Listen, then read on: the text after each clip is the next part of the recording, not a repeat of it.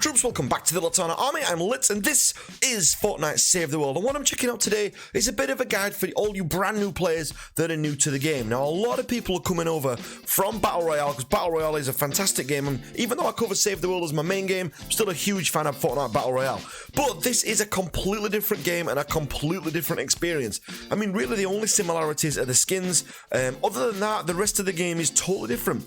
There's no real skins in this. What actually you have instead is heroes. So you have heroes that you can go and collect. If we go into here, so if we go into the actual command and we go heroes and we go manage, these are all the heroes that you can get. So what you actually have in here is like a hero type who you can actually level up and they get stronger. Now, they don't get stronger in the typical sense of an RPG. This isn't like a typical linear roleplay game where this is my character, I level them up to 130 and that's it. It's kind of all the leveling does for a hero is actually opens up the actual skills for these heroes for each individual one, and you can kind of collect them. Think like, I don't know, a little bit like Pokemon, for example, where you can collect things, power them up, and that kind of thing. That's probably more in vein with Save the World as what it is with Battle Royale. Also as well, this is not a PvP experience, so there's no mode in this game where you can fight against other players or shoot other players.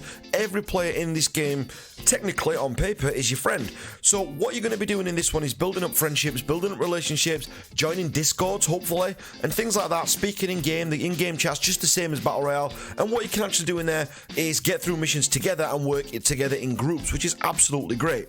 Now, the map's split up into 4 areas. What you'll normally have is Stonewood, Plankerton, you'll have Canny Valley, and then you'll have Twine Peaks. Also, you sometimes have event maps like you do on this one where we can do the Frost Night event, but we're not going to go into that just now. We'll just start in Stonewood over here. What you'll find is you'll have a series of missions that you can complete. So if you look onto these, we've got all different ones. We've got an Atlas mission, so this is Fight the Storm. You've also got Rescue Survivors. You've got a Defend the Van kind of mission there, and all these missions are going to be different. Now, there's not too many missions. There's only a handful of these different variations of missions, but each one will link up with the quest that you're doing at the time. So if you go over to this quest tab over here, now yours will look different to mine. Yours will usually have little circles with arrows going across them, and you'll work through the actual story of the game, which is great. And in Stonewood and Plankerton, which are the first 2 areas, I would probably recommend that you do that. Like, don't do anything else, just level through the actual quest, and each quest will tell you what to do next. So for example, if you look on here, it's actually got the quest that I'm on, which is a Twine Peaks quest, but if you were in Stonewood, it would tell you what the quest is here.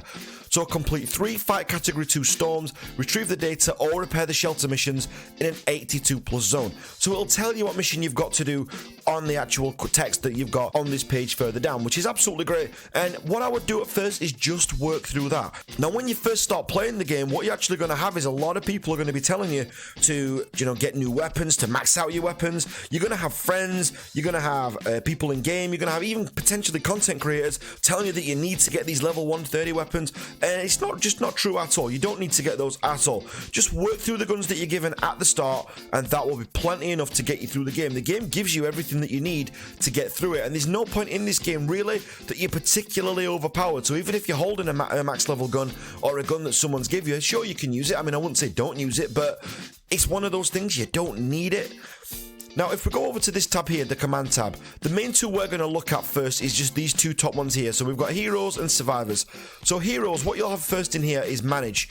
So this is just, these aren't the heroes that you're going to be using right now. These are just like a list of all the heroes that you've got available to you that you can use. And you can build up this collection by using loot llamas or other methods as well, doing missions and all different things to unlock them. The heroes that you're actually going to use in game are here under hero loadout.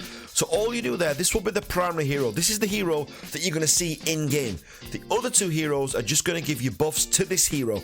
So for example, I've got the Master Grenadier Ramirez here. She's going to give me assault damage down here, which gives me increased assault weapon damage by 24%. So whenever I use an assault weapon with first shot Rio in the game, I'm going to get a 24% increase in damage. Then this one as well, this is called the tactical slot. What you will find is this releases 6 cluster explosions around the impact site that will each do 12.5 of the original damage. Now, what's great about these is you can switch these out as you want. Maybe I don't want them grenades, so I'll just change these out, and I'll just click on each one and read through what the tactical bonus is down here, look, and I'll just read what each one of these does, and that's how I'll choose which one it is. Now, yeah, there are some that are better than others, and again, in time you will learn that anyway, but don't get hung up on that now. What you want to do first off, find a hero that you enjoy playing, get used to the skills that that hero's got, and just run with that one to start with. Now similarly in the armory tab you're going to find a very similar setup, but this is just relating to weapons instead. So first off you've got schematics over here. These are the weapons that you can craft, that you can make, that you can set up yourself, and that you can actually build. Now if you go over to the backpack, these are the weapons that you're actually carrying.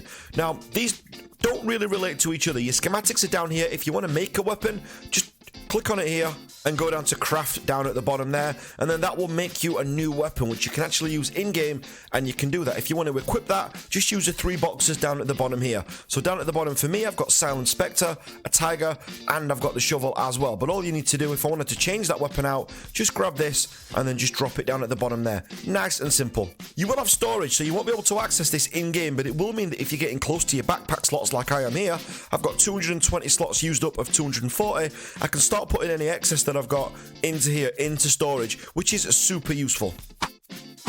When you're leveling up heroes and all your different weapons, what you want to find is stick to just a general rule of thumb. If you're in Stonewood, take all your things up to level 10. If you're in Plankerton, take everything up to level 20. One thing that you are going to need to learn if you go to command here and we go to survivors is this tab here. This is what's going to level your power level up overall. Now what I'm going to do first, I'm going to link a video in the top right hand corner. There's a little white circle with a letter I in the middle. If you click there, that's got some information there on survivors. I'm going to update that again very soon. I'm trying to get more guides out because we have got an influx of new players coming in at the moment, and it's going to be really interesting to get you guys on board. I will update that guide pretty soon because it still works, the mechanics of it work right now, but it's a little bit dated. So what I actually want to do is put an updated version in there so that you new guys have got something fresh to look at, so that you're completely up to date. V-Bucks, we've got an item shop just the same as what the Battle Royale one is, but it works, again, although it's the same, it does work slightly different.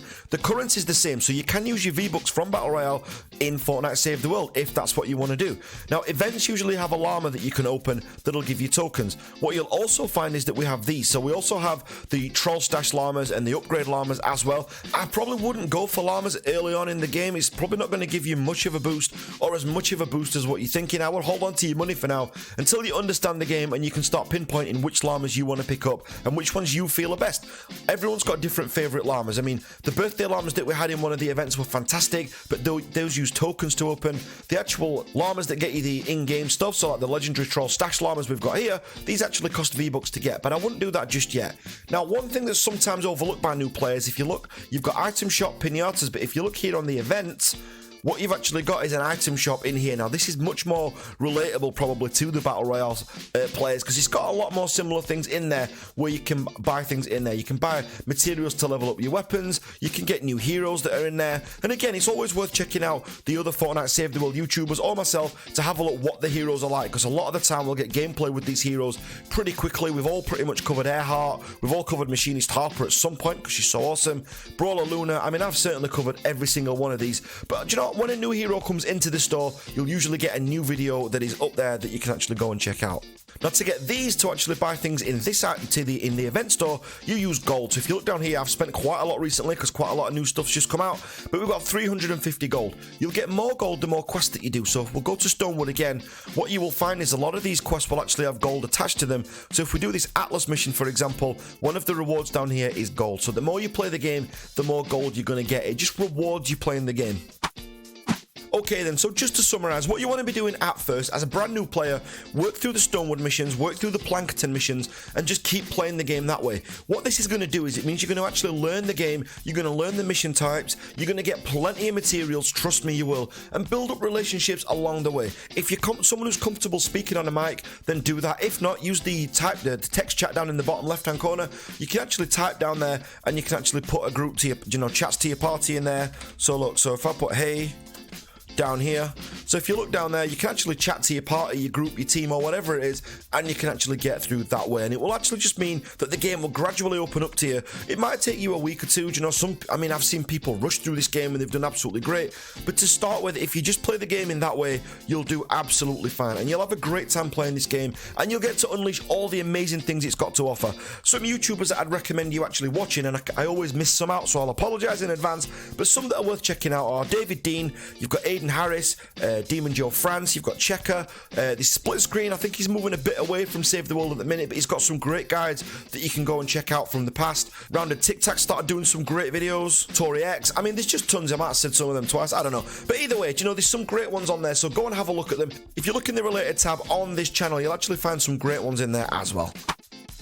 But guys, hopefully that's helped out. What I'm going to do, I'm going to be putting out some videos on individual menus. So if you want to see a particular menu or you're not certain on a certain thing in there, let me know in the comments down below and I will make that a priority for you guys. Because the more players we get playing this game, the better. I absolutely love the fact that this game's growing at the rate that it is, and I just wanted to share that with you. So what you've got on there, first off, just work through the quests, learn the missions, take the loot as you're going, and if you want, join our Discord. If you want, we've got a Discord link down below, and what you can actually do down there is ask people what you about the weapons that you pick up. You can ask them about all the different things that you've got, that you picked up along the way, how to do certain things, and it's extremely helpful in there. Just ask in the general chat or in the Save the World chat, and somebody will be there. Someone's in there 24/7. There's always somebody there to help out, so feel free to come and join in there.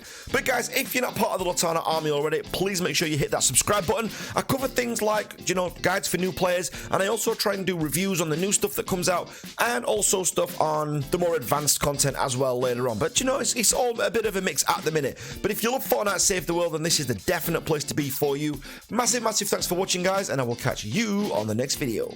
Take care now.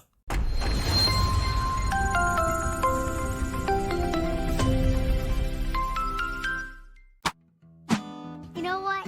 I think we're gonna be friends. Oh my God!